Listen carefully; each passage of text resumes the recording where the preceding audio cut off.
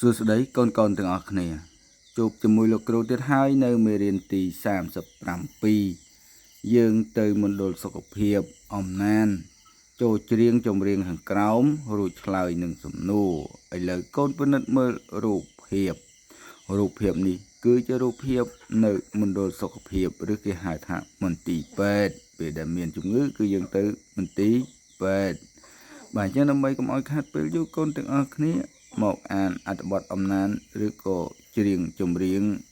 ជាមួយលោកគ្រូទាំងអស់គ្នាតោះចាប់ផ្ដើមគ្រូសូមផ្ដែផ្ដាំ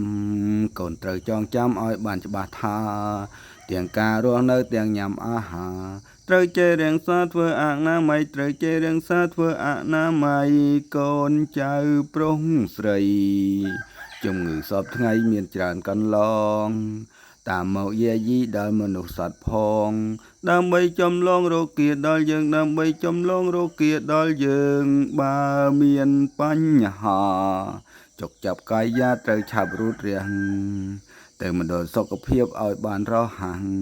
ជំងឺជាសាសុខភាពបវរជំងឺជាសាសុខភាពបវរបាទក្រោយពីកូនបានច្រៀងជាមួយលោកគ្រូមកកូនទាំងអស់គ្នាចាក់ច្រៀងឡើងវិញច្រៀងឲ្យបានច្រើនដងច្រើនសារដើម្បីស្ទាត់ក្នុងការច្រៀងបាទហើយកូនដែលពុំទាន់បានចុច Subscribe កូនចុច Subscribe ចុច Share កណ្ដឹងដើម្បីទទួលបាននៅមេរៀនថ្មីពីលោកគ្រូ